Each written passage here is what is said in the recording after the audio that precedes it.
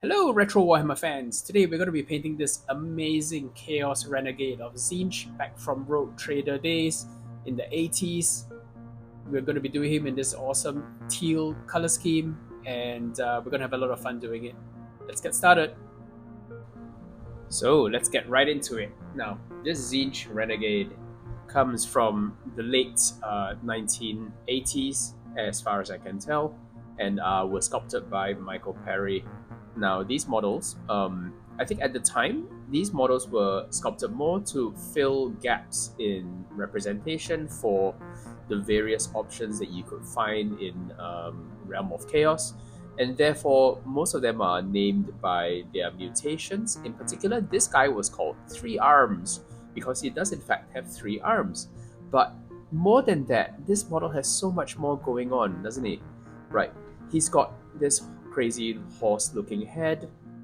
He's got a plasma gun, and he's got this amazing arcane-looking force rod, or I don't know, fusel kind of weapon in his arms. So models of this particular range are greatly beloved because of how unique and interesting they look. And this model is absolutely no exception. In fact, this is one of my absolute favorites from the time. To kind of bring out his arcane kind of nature, we are going to drop on a coat of Aethermatic Blue directly over the contrast. We're going to put this everywhere on the model because it's going to help us pick up and try to make sense of the detail on the surface, because this guy is absolutely crawling with mind-boggling detail, and it would help for us to have a good base to work over. So already you can see that there are some areas that are prime candidates to put on a little bit of maybe metallic paint, such as these crazy looking arrows on his legs and his thighs, as well as maybe some sections of his shoulder pads, which are really ornate and interesting looking. So we're going to apply this layer on. We're not going to modulate it too much, just sort of make sure that it goes where it needs to go. And then from there, it's going to be possible to assess and decide exactly what we want to do as far as color schemes go. I find that a lot of models from this range, because they're so unique and interesting looking, they kind of make you come up with color schemes as you go on the fly. Previously I did the Slanesh Renegade model. That one was another case in to be honest, I had a bit of a mini mental breakdown as I was painting that model, because I kept thinking about how I wanted to treat it differently, and as time went on, and it's almost a case that you really want a second miniature, a second copy of the same miniature, because as soon as you're done with one miniature, you really want to be painting another one, because you get to try out all of the things that popped into your head, and no doubt this process will go on and on. It's a really lovely range of miniatures, and just a real testament to Michael Perry's skill, that you really feel like painting another copy of the same miniature as soon as you're done with the first one. But yeah, we're not made of money, are we? These things go for a little bit of a pretty penny online these days because of just how rare they are. But you can sort of see why they're so desirable as collector's pieces. Now, I'm putting this Aethermatic Blue because I think I generally want to lean towards a teal blue kind of range. But what I want to do is maybe leave this softer, more vulnerable looking color in the recesses, and then maybe treat the plates over the top with a little bit more of a darker blue as well. Maybe add additional shadings. And I'm thinking that I might do this in Telesar Blue, although the plan may change as well. It might. Um, the reason why I went ahead with this is because if you kind of look at his belly, he has a belly button. So at some point, this stopped being armor really, or rather, the armor stopped being a layer that he was wearing over his person. It kind of became part of his physical form as well. And this is a theme that you get in a lot of the lore for Chaos Renegades and Chaos Warriors in Warhammer Fantasy alike. Um, there was a tendency for Chaos Warriors to develop Chaos Armor as their main line of defense, and really what this was their armor bonding to their skin and becoming an impenetrable layer of defense that the warrior could never take off. That kind of symbolized that crossover point, that sort of point of no return, where essentially a Chaos Renegade became essentially a Chaos Warrior, or a Chaos Marine, as the case may be. And it's that full, like, 100% commitment that was the sticking point for when, you know, basically the human behind the armor vanished, and all you could see was the warrior's identity as a chaos, either a renegade or as a chaos warrior. Really compelling stuff, really kind of creepy and body horror kind of thing. And you in literature of the time, you often have that telling moment where a chaos warrior or renegade would look in the mirror or in some other reflective surface. Sometimes you'll be staring into a pool of blood if it was a cornate follower, and seeing briefly a reflection of their looks in that reflective puddle, and thereby realizing that they had crossed the Rubicon well and truly, and that there was no turning back from following the path of chaos. And it's these moments that really kind of brought out a lot of that essential fatalism, and you know, that sort of no way home kind of moment in the Chaos Warrior's life journey. Really, really compelling stuff, and a really cool way to sort of enter the sort of grimdark perspective. Because, you know, so people bandy around the word grimdark, I think, quite lightly these days, because this is 40k, right? So the idea that something is grimdark kind of implies that, well, first of all, it's a 40k term, right? It originates in that line, in the grim darkness of the far future, there is only war. But there is also the idea that there is a gradual descent into a worse situation. I listened to Ash on Guerrilla Miniature Games quite a bit, and he's had some interesting theories about how you can define the idea of grimdark, and one of the ways that he chooses to bring it across. Not that his way of thinking about it is canon or anything, but I really like the concept of it. Is that once you are grimdark, you are in essentially a downward spiral, and there is very little kind of redemption to be found in agency anymore. And I think that point of crossover, when your chaos armor effectively becomes part of your body, and it's essentially like writes over your identity, is one of the most telling like crossover points where the human is obliterated, and now there remains only the chaos warrior. I love that as a concept, because the miniatures really do convey this crossover point really, really well, with gorgeous suits of chaos armor. In a way, if a chaos warrior were to drop his weapon, or he were to switch his weapon for something else, he would still be recognizable as a chaos warrior, not by his weapons, which are no doubt important, but by his armor that he wears over his person. And just the disappearance of the human in the equation is just really, really satisfying to watch unfold in miniature form, because they became so unique and interesting and different that they were so often worth collecting. So I'm really privileged to be able to bring this model to you. I can't quite convey that in words, but I hope the paint job that we do today will kind of do it justice. I really enjoyed painting the Slaaneshi Renegade previously. That has been one of my favorite videos. Maybe not in terms of viewer outcome and so on, but you know what? That's not what I do this for. I do this because these miniatures are gorgeous and they deserve to be catalogued. And I hope that in time, you know, if you ever get your hands on one of these amazing models, you might, you know, these videos might come in useful for you. That would be wonderful for me. Anyway, so we move on with our Aethermatic Blue layer, and I think we're just about done. There was a lot of surface area to cover with this, and then we need to decide what we want to do with the shoulder pads, because I think the shoulder pads are some of the most ornate parts of this figure, and I think it would go amiss to kind of just leave it. Perhaps let's drop some Aethermatic Blue in the center, on the field of the shoulder pad, so to speak. So shoulder pads are a really iconic part of any Chaos Marine or Chaos or Marine, like Space Marine design, right? Because essentially Space Marines use their shoulder pads kind of like shields. A lot of the heraldic kind of patterns and markings that you would associate with a knight or a Templar kind of warrior would have their markings and sort of order depicted on their shields. It could also be a place where you get, you know, the personal life story of a knight or a warrior spelled out. It essentially declared to the world what this warrior stood for, more so than just being a simple, you know, badge or identifier. So the idea that this Chaos Renegade has really interesting detail on his shoulder pads. It's not lost on me.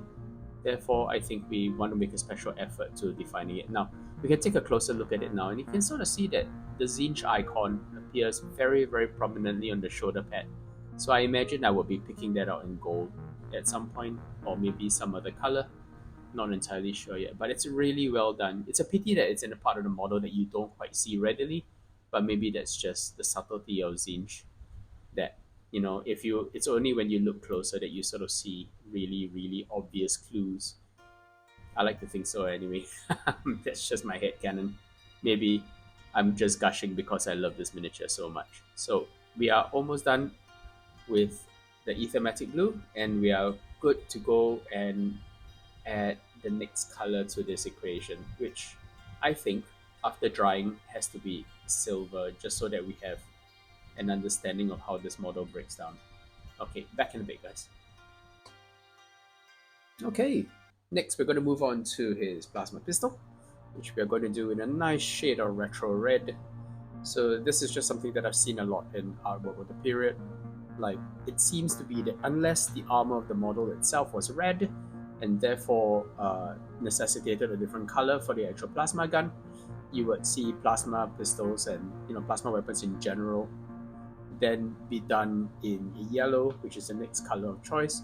But otherwise, most of the time, plasma pistols look wonderful in red. And it's something about, I guess, the shape of the barrel, but it kind of always reminded me a little bit of an apple in a nice way. So we're going to be putting our usual red mix, which is a combination of Blood Angels Red and Gryph-hound Orange. As always, this gives lots of nuance to the color because it contains ever so much orange, which allows us to create natural highlights already with just one coat, even more so than just regular contrast paint in my opinion. So this goes right over the pistol barrel, much of the housing, leaving just the sort of ribbed inner workings of the pistol to be picked out in probably silver in a little bit, and maybe green for the coolant coils. That would be that row of louvered structures on the back of the pistol. So this can really add a much needed pop of color to what is essentially a single tone color scheme right now, although as you can see we're going to be adding a little bit more nuance and interest to the teal coat by applying a layer of blue ink wash or blue shading wash. The color that I'm choosing for the color for the teal, to shade down the teal, is going to be Tyran Blue, which as you can see will add quite an interesting dimension. Tyran Blue is kind of more of an indigo sort of shade, so we're going to just go ahead and jump right into that and give our plasma gun plenty of time to dry. So what I want to do with Tyran Blue is essentially put it mostly in the recesses to deepen the shading. I don't actually want to undo a lot of the good work that we did with the Aethermatic Blue already. So I just want to apply some of this color to deepen some of the areas around, leaving many of the raised areas still in the original Aethermatic Blue. So this allows us to really add depth and another sort of complex shade to the surface, rather than completely undo what we added previously. For a lot of the sort of ribbed sections, this also allows us to build a little bit of additional shading towards the bottom of each of these louvered sections, without kind of completely overdoing all the previous work. So focus on the lower maybe 30% or 40% of each piece, and that basically allows us to get an interesting sort of blend going. As you can see, it's adding quite a little bit of interest and an interesting effect essentially to the model. I am leaving off the hands, leaving off applying any of this shading color to the hands, because I kind of like the idea that those are still bits of the model where more or less skin is showing. It's just that it's become partially armor. So to reinforce this idea, I want to leave the original Aethermatic Blue in those sections, and that sort of looks a little bit more skin-like because I will be highlighting that with a lighter color, with a much lighter color actually, just to create that unique bioorganic sort of look. Yeah, just to keep that visually interesting and really just reinforce the idea of um, the Chaos Marine essentially becoming part of his armor, or the Chaos Marine's armor becoming part of his skin, which is, as I mentioned before, a really big part of the way Chaos was defined during this era, because, well, a Chaos Marine could drop his weapon and still be a Chaos Marine, identifiable because he has this incredible suit of Baroque armor that's bonded into his skin, which he can't actually physically take off anymore. So you know his commitment is 100% to the Chaos Gods. So yeah, a little bit more of Tyran Blue. Tyran Blue is really a gorgeous color because it's so uniquely translucent. It's a particularly low pigment sort of color, but that just means that it allows a lot of the top layers of the previous Aethermatic Blue over this Pylox gray-white undercoat to show through beautifully. And that's kind of what I want, because over this, we're going to come in and re-emphasize some areas, define them as being gold, because I think that's the other Tzeentch color that kind of has, great conceptual, I guess, storytelling ability. Tzeentch really is about power and manipulation, and just the fact that this guy is opulent and dripping in gold really kind of reinforces the idea that Tzeentch has a lot of, well, actual currency, but sort of like mental currency amongst his followers, who above all desire power in a very Lord of the Rings sort of way, apparently. So yeah, I kind of really like that this is the aspect of mortal minds, that specific foible that Tzeentch would sort of get onto and kind of turn to his favor, because every Chaos God has a unique way to worm into the hearts of mortals, and I think Tzeentch has that wonderfully unique story of seizing upon souls who crave the ability to dominate their peers through manipulation, guile, and skill. Hence, his Chaos Marines always have an aspect of the deceiver about them, or at least that's how I justify this choice. It's also the reason why I'm not choosing to use a primary color. I want a color that has a little bit of subtlety. I want it to sort of fade between teal and indigo. I want the color to be hard to sort of name were you to look at the miniature. Like, is it blue? Is it teal? Is it somewhere in between? It is almost certainly somewhere in between, because that's the subtlety of Tzeentch. And this color, to my mind at least, achieves that message perfectly. Especially when we get to play with a little bit of gold to sort of add that warmth to certain areas. Really cool. Really like the way we can reinforce the storytelling through color choice. Next, we're going to jump in with a little bit of Skeleton Horde. And Skeleton Horde basically allows us to turn this face of his with this unique horse skull kind of look into something that's creepy and sort of organic. Something really disconcerting to encounter in the depths of space, I would imagine. Whatever face this Tzeentch Marine had before, this Tzeentch Renegade had before, he's now been overwritten to have this bizarre horse skull face. And that is quite a look, isn't it? Because there's something really uncanny about how we recognize the elements of a skull, but yeah, it's kind of unique looking and special. Now we're going to drop a bit of green. So this particular green is Striking Scorpion green, and this is going to go to the plasma coils just to give it that dangerous sort of nuclear radiation sort of look. And I really like the way that adds so much color and personality to a part of the miniature. You don't need a lot of this color, but a small amount of it immediately sort of sets off that the sort of this is dangerous kind of vibe, and I really like that about it. Next, we're going to go into silver. It's quite a bit of silver to get into, as you can tell. First of all, his chainmail loincloth, the edges of which I think we'll finish off in black because I don't want this thing to be silver all the way across. So we'll leave a little bit of room on the sides. Basically, the areas between his legs where there is no texture, those areas we will edge in black because we want to keep those sort of subtle and not too obvious. We're going to do his fusel, his flamethrower like staff. I don't know why I'm looking at this weapon and I immediately think that it's some kind of a flamethrower.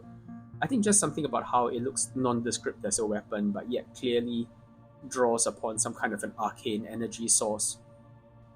I really like the look of it. Has the vibe of a wizard staff, but a kind of distinctly 40k dystopian future sort of look.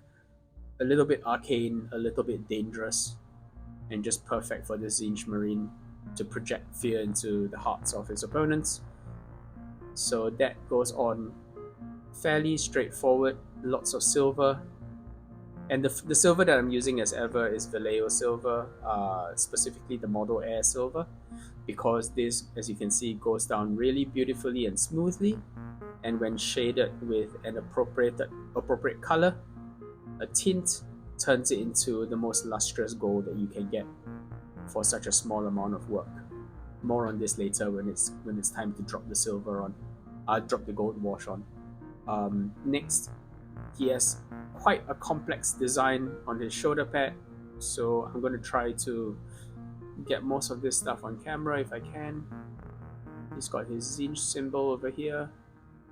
Tiny details, but incredibly pretty. And then I'm so tempted to do the hands that wrap over his exhausts in silver as well, and therefore maybe gold. Haven't quite decided on that yet, but we will decide and we will come back to it in a bit. Meanwhile, the obvious vents and actual technological bits we will do in silver. Yeah, there's just so much going on in this miniature that you kind of need to take your time, work your way through it, decide if you would change the overall color scheme too much, or add too many distracting colors to a miniature, or whether it would really sort of do justice to the individual parts to make the model look more readable from a distance. So right now, I'm thinking about where else we might want to do in silver. These little louvered bits, I think, are perfect candidates for that biotechnomancy sort of feel. And then the edge of these shoulder pads. And yeah, his leg armor as well, which has these raised sections that will look particularly good in silver and gold. Particularly strange and off-putting the way Tzeentch champions would look. Very cool indeed. It's got a bit of an arrow, then the big arrow that goes onto his left thigh, which is in plain sight, not partially hidden. And then, yeah, the shoulder pad. So there is quite an intricate design onto here. So the point here is to try to get the silver only onto the bits that we want to glaze in gold later on. So the Tzeentch symbol for sure. Then the edges of the shoulder pad. Sorry if this is a little bit hard to see, but I'm trying to maneuver this perfectly so that I can cover this in one pass. Now showing you how I get this effect as neatly as possible with minimum cleanup so we can get this model done in good time. So for stuff like this, a fine brush is essential. Well, it doesn't need to be a fine brush. It just needs to have a really good tip like this. So this is actually a size 2 Ashley Teclon, which holds a great deal of silver paint, which I like. So I don't need to keep going back to the wet palette to pick up more paint each time. But what it does is it has a really fine tip so that, you know, even if the paint brush holds a lot of paint, in the belly of the brush, it doesn't sort of all concentrate at the tip. The paint is kind of distributed along the length of the bristles, and that means that I get my cake and eat it too. I have a big reservoir of paint that I can draw upon as I paint, and also it's got a really nice sharp tip to make sure that I don't make too many mistakes, because although mistakes are fine, you can clean them up, they kind of slow you down as you go, and that's not ideal for us because we want to try to get this model done to a good standard fairly quickly. And yeah, I like to always have something that we've achieved at the end of every one of these videos, and for me, I set up a high bar for myself by aiming to complete this entire Renegade to a tabletop standard. So I've given in to temptation, and I've decided that I really like these hands on his backpack in gold, so we will do it that way. So painting them silver first as the pre-step to doing them in gold, and then maybe these funny little round studs as well. Not sure entirely what all of these little bits and bobs are, but I think being sort of arcane and hard to understand when you look at them, or at least hard to differentiate between organic bits and technological bits. That sort of arcane look is exactly what you want Tzeentch to have, because his models or followers of Tzeentch, I imagine if you stare at them for too long, you're going to give yourself a headache, because they're just that hard to understand, they're that unnatural, and that disconcerting to look at. So a little bit of silver on these wonderful little studs. I love how that last stud is a bit off center, a bit to the right, but that's just how it was back in the day. And then we can give this a blast with a hairdryer shortly. We can come back to add on our wash. You've also noticed that I've probably left his feet like so. I kind of do want these to be organic looking. So I'm going to be doing this in the same color as his face in Skeleton Horde, because if we are trying to relate, we were trying to use a color that doesn't occur anywhere else in the miniature, it's a good idea to try to figure out another place where we can put it, even if it's not a major area to cover, a visually significant area to cover. Our brains really appreciate having the color occur somewhere else where it makes sense, and that really helps to resolve what we're looking at as a color scheme and make it look a little bit more matchy in a good way. Yeah, so silver again, just to clean up these sections, and hair dryer time. Back in a bit. It's time to jump back in with some gold wash. So that's a combination of Nazdreg Yellow and Seraphim Sepia, which is the color combination I use to sort of turn ordinary looking silver into a reflective and clean gold. So that goes over his shoulder pad details. Again, we want to suggest that sense of opulence and power, and there's no better way to represent ostentatiousness than through a little bit of gold, which throughout human history, I guess, has remained kind of the gold standard of what it means to be powerful and, you know, to be manipulative. So gold, with its luster, really adds a bit of warmth to this color scheme, and this combination of teal and gold I love for many a Tzeentch model, because I think it adds just that right mix of brightness and intrigue visually into a miniature. For the staff, I'm going to be very careful to try to distinguish some parts of it in gold and leave others for a little bit more of a ordinary silver wash with noun oil. So if you notice, I'm breaking this into parts so that visually it's a little bit easier to understand. You could do the whole thing like end to end in gold, but I think then you might have something that's a little bit hard to read, and this kind of makes it look like this is a composite material rod. It's got like parts, that break down into different functions, except that, of course, it's so arcane looking that We have no idea of figuring out how this works, but we kind of get that it's a weapon, and that's kind of the idea that I want to do. Plus, I think visually, when you break down something to this laterally, it kind of guides the eye up and down the length of the barrel and serves to kind of make us guess what the function of each one of these sections is for.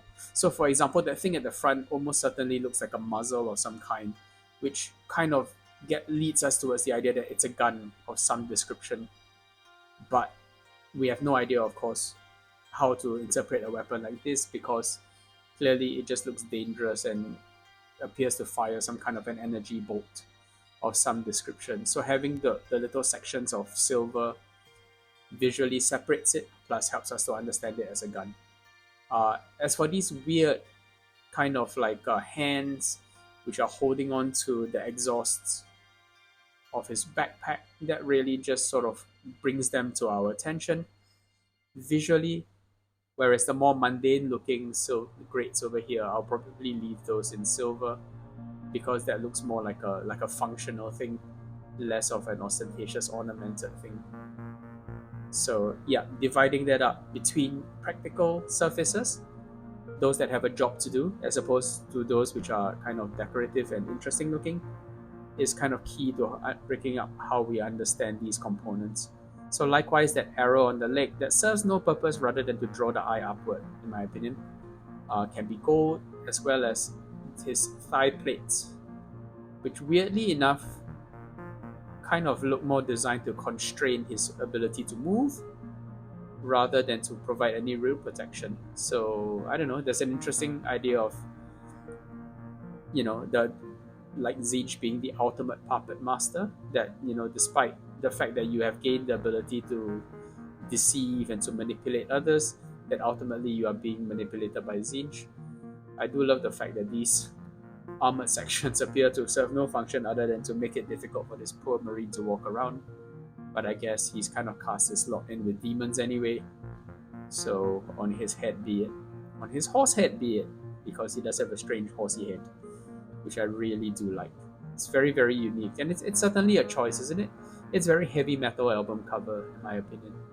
He's got the Tzeentch symbol on the shoulder pad, and because I've already done the trim in gold, because these are more visible from the front, I might just do the actual Tzeentch sort of serpent in, I don't know, maybe silver, just so that the shoulder pad doesn't become one blob of gold, because that makes it hard to, again, read visually. So as you can see, a lot of our decision making around colors really are about breaking things up into readable chunks so that whoever's looking at the miniature can sort of mentally separate these things.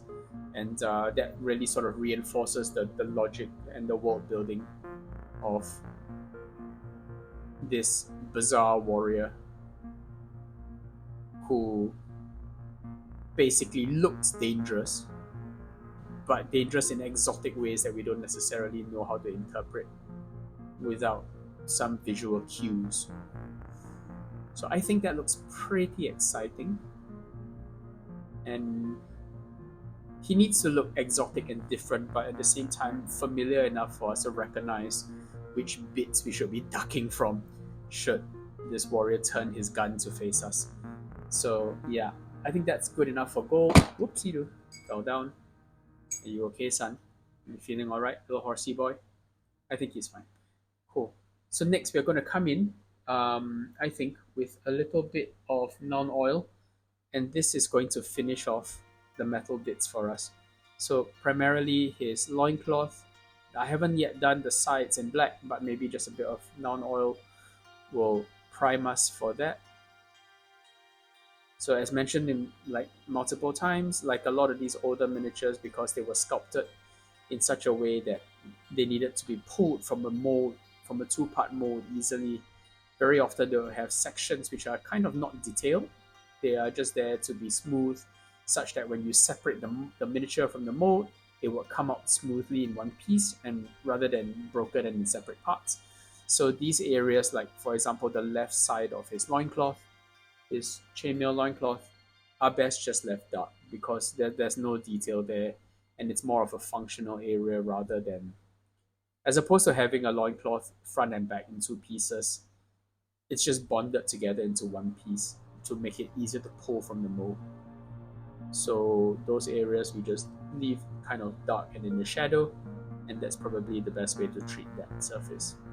So non-oil being black, it's quite okay to run over a little bit of the surface because that sort of gives you that nice black outline. Now his plasma pistol, the worky bits on the underside get to be this color, ignoring the gold section just above it, and maybe the muzzle as well. Now, this may be just me, but I've never understood why people put themselves through the grief of trying to drill out gun barrels. So it's not that I think it looks bad. It doesn't look bad. It looks objectively better when you drill out the gun barrel for older miniatures. But I do feel that it's just really hard to do consistently. So what I do is I just paint a black circle. I cheat it with paint, basically, instead of trying to get a drill bit that's small and narrow enough to do it perfectly, like over and over again, over every miniature in an army. That to me just feels like, it's like at that point, it's so fiddly and small that I'm just 100% going to mess up. So I'd rather not put myself through that. I've tried in the past, never worked out. So yeah, these days I just paint them on. And I think unless you're actually looking for flaws on the miniature, it's kind of hard to tell that it's been painted that way and not actually drilled into the surface, so long as you do a good job with it. You can even cheat it with a bit of a highlight on the lip of the barrel opening, and that reinforces the look that it's physically actually there. A hole is actually there, as opposed to just something that's painted like a black disc on the surface to look like the opening of the muzzle of the barrel. So onwards to the silver shoulder pads, and I think that's I much prefer the way this looks instead of just solid gold. Another way to have approached this would have been to do the shoulder pad trim in silver and done the icon, the Tzeentch icon in the center in gold. But to be perfectly honest, I think with the way trim works on most Chaos models, you need to decide whether you want it to have silver trim or gold trim. And if you're using gold trim elsewhere on the miniature, as I am on this one, then it's best to sort of stick with that idea. So long story short, I'm doing the icon in silver and then the edge in gold. I think that just looks more iconically Chaos. Right, so there we are with the silver bits. Oops, of course we're not. I've missed bits already. So these little ribbed sections, no idea what they are for, but I think they look good. With a little bit of shading with non-oil. Again, these parts are present on all the shoulder pads, so they're not clearly ornamentation. So practical working surfaces like this, in my opinion, look best in silver because they look like they are, practical, that they have a job to do. Whereas the bits which are kind of serving no real purpose other than to be beautiful and decorative, those bits get to be in gold, just really to cement that opulent look that Tzeentch looks so good with. I'm going to put a little bit of non-oil into the eye sockets. Well, eye socket and into his teeth, so that when we come in and highlight this later on, we get a little bit of additional interest. A little bit of, I think, non-oil wouldn't go amiss also to darken his snoot. So the area around his eye and his nostrils, or his skull nostril, his horse skull nostril. And then I think we're really approaching that point where we're going to be putting some highlights just to help distinguish some of these sections again. Cool. So let's grab some white, mix a little bit of Skeleton Horde in. Again, I like using Vallejo white because it's nice and thick, but you should use whatever comes close to hand. White is white, black is black. These colors don't really have much difference to them in terms of tone, so you should just use whatever is convenient or that you already own. Don't feel like you need to buy new paints every single time you want to do a highlight. That just ends up building up a collection of just monotaskers in your collection of paint, and there's really no need. You can save your money on that, spend it on more models, or spend it on something else that makes you happier than just having lots and lots of colors lying around. Of course, if collecting paints is your thing, don't let me stop you. I know I have more paints than I'll probably ever use in my lifetime, but yeah, to each his own. If you enjoy that part of the hobby, well, it's your hobby. You might as well enjoy it. So yeah. Okay, cool. Now we go on to straight white, and this time we're going to focus only on the most pronounced eyebrow sections, maybe the back of his skull, the end of his jaw, nose, and a little bit along the gum line or tooth line, I suppose, where the gums would be. And just the same, but a little bit less on the other side, since most of it is not actually visible. See, the last time I painted one of these Renegades, I did a Slaaneshi Marine, which ended up being one of my favorite models I've ever painted for this channel, simply because it was just so weird. So weird. But of course, the moment I was done with it, I was immediately thinking, wow, wouldn't it have looked good in a more like present day like Slaaneshi color scheme of pink and black? And I was like, oh no, I really need to be painting another one, don't I? And I think that might be where I'm headed. See if I can get another Slaaneshi model and do it in that gorgeous color scheme, because these models really do eat up paint, don't they? They just kind of paint themselves in a way, because they're just so beautifully detailed and so interesting to look at. Really, really like that about them. Cool. So let's grab a little bit of ice yellow and mix a bit of red in, so we can put a bit of a highlight onto that plasma gun barrel. Just focusing on the vents. Try to actually do that on camera. And as is my way, it's okay to overdo the highlight a little bit. And then we can come back in and clean this up with a little bit of some other contrast color. More than likely, I'm tending towards the idea of applying maybe some Griff Charger orange or maybe some yellow to bring up the sort of warmth of this color scheme on his plasma gun. But yeah, I think that will look sweet. A little bit on the back.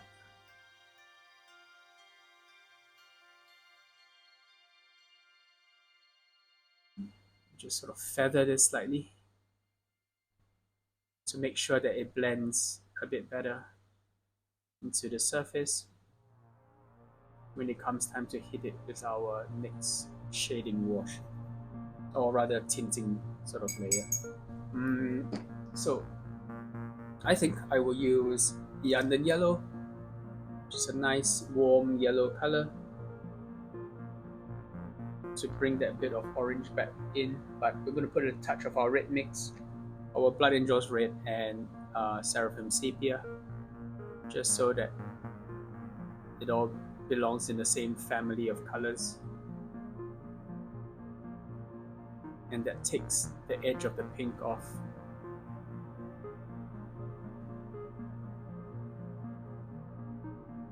Like so.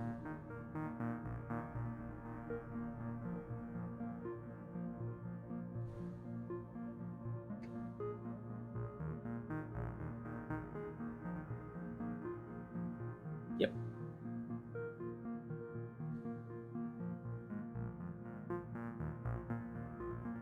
Okay, so that's our plasma gun more or less ready. And I think the next thing to do is to take a bit of white, pop in a bit of Aethermatic Blue, and we're going to start to highlight some of the blue sections. So it doesn't take a lot of this. Primarily I want to focus on his hands. Those bits of him that I think look a little bit more like what the skin of the Marine would originally have looked like, where it's been kind of hardened into a kind of tinted chitin by conversion into a Tzeentch Marine. And this is not a Thousand Sun, right? Because I think the idea is that in present day, most Tzeentch Marines or Tzeentch renegades would be Thousand Suns or sorcerers. But this guy is a little bit special. He's more of just a conventional Tzeentch renegade, not the Thousand Sun, not a rubric marine as created by Ahriman. This is more of just a Tzeentch renegade, someone who's been changed independently of the Legion by probably just an unhealthy devotion to too much a hefty dose of personal ego probably, and just that craving for power that Tzeentch so loves to inspire in humanity. So this renegade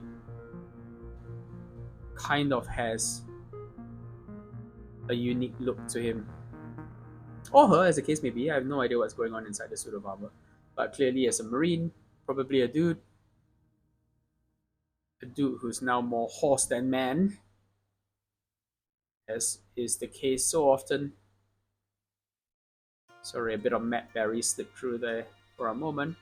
Horse than man just really tends to come out when I'm painting what I perceive to be an egotistical chaos renegade, someone who thought that he could make use of the chaos gods as opposed to being used by the chaos gods for their own ends. It's an unfortunate choice, really, but it's testament to the bleakness of the setting of 40k that people think something like this would be preferable to just an ordinary life. But miniatures like this are designed to just show us the fate of those who would use chaos against itself. Such is the hubris of man, I suppose. The hubris of dudes in Rogue Trader and 40k. I really do like the story.